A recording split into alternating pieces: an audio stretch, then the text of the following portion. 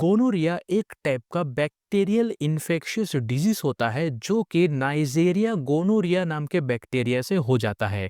Gonorrhoea को sexually transmitted infection भी बोला जाता है क्योंकि ये डिजीज सेक्सुअल कांटेक्ट की वजह से दूसरों इंसानों के अंदर स्प्रेड होता है। इस डिजीज का हम एक प्रॉपर डेफिनेशन समझ लेते हैं। Gonorrhoea is a sexually transmitted bacterial infection caused by Neisseria gonorrhea that infect the mucous membranes of the urethra, cervix, rectum, pharynx and conjunctiva। जैसा कि अब भी हमने समझा था कि गोनोरिया एक टाइप का सेक्सुअली ट्रांसमिटेड बैक्टीरियल इन्फेक्शन होता है जो कि नाइजेरिया गोनोरिया नाम के बैक्टीरिया से हो जाता है। गोनोरिया एक ऐसा डिजीज है जो कि ह्यूमन बींग के urethra, cervix, rectum, pharynx and conjunctiva के म्यूकस मेम्ब्रेन को इन्फेक्ट करने का काम करते हैं।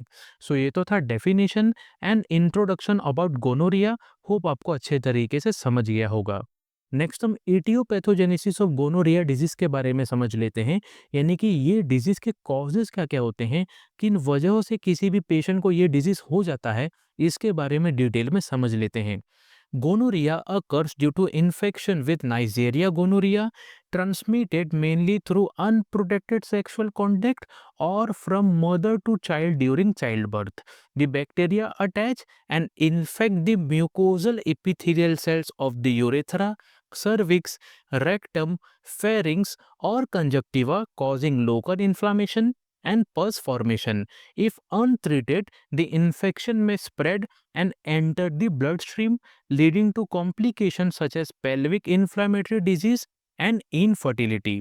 जैसे कि हमने स्टार्टिंग में देखा था कि गोनोरिया एक ऐसा इन्फेक्शियस डिजीज होता है जो कि नाइजेरिया गोनोरिया नाम के बैक्टीरिया से होता है।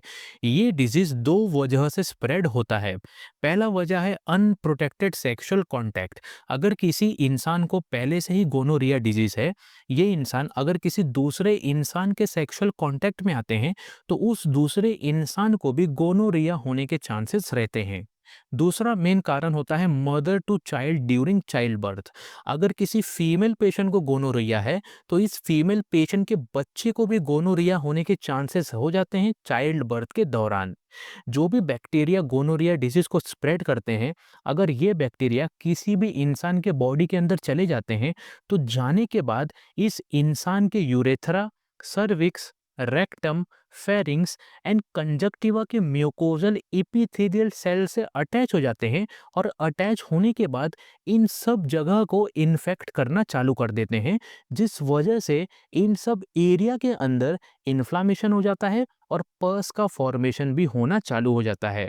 अगर गोनोरिया डिजीज को टाइम पर ट्रीट नहीं किया गया तो ये इन्फेक्शन बॉडी के दूसरे हिस्सों में भी स्प्रेड होना चालू हो जाएगा और हमारे ब्लड स्ट्रीम के अंदर भी पहुंच जाएगा, जिस वजह से पेल्विक इन्फ्लामेटरी डिजीज या फिर इनफर्टिलिटी जैसे प्रॉब्लम भी पेशेंट को हो सकते हैं। सो ये तो था ईटियोपैथोजेनेसिस ऑफ गोनोरिया। होप आपको अच्छे तरीके से समझ गया होगा। नेक्स्ट हम clinical manifestation of gonorrhoea disease के बारे में समझ लेते हैं, यानी कि इस डिजीज के साइंस एंड सिम्टम्स क्या होते हैं, लक्षण कौन कौन से होते हैं, इनके बारे में डिटेल में समझ लेते हैं।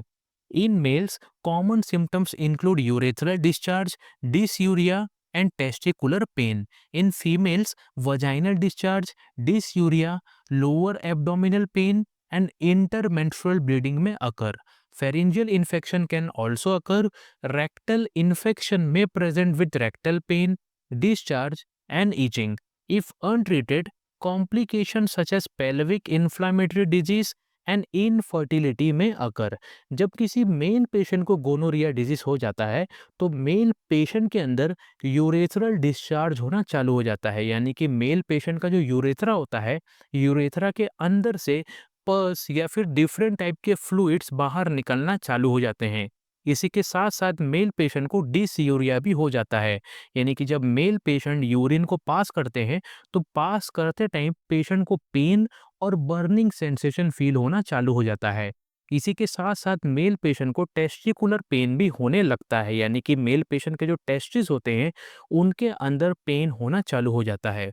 अगर किसी फीमेल पेशेंट को गोनोरिया डिजीज़ हो गया, तो फीमेल पेशेंट के अंदर वजाइनल डिस्चार्ज होने लगता है, डिसयूरिया होने लगता है, लोअर एब्डोमिनल पेन होने लगता है और इंटरमेंस्ट्रुअल ब्लीडिंग भी होना चालू हो जाता है। इसी के साथ-साथ काफ़ी सारे पेशेंट ऐसे होते हैं जिनको फेरिंक्स के अंदर भी इन्फेक्शन हो जाता है और रेक्टम की वजह से भी इन्फेक्शन हो जाता है, जिस वजह से रेक्टम के अंदर पेन होने लगता है, रेक्टम से भी डिस्चार्ज होने लगते हैं और रेक्टम के अंदर ईचिंग यानी कि खुजली भी होना चालू हो जाता है।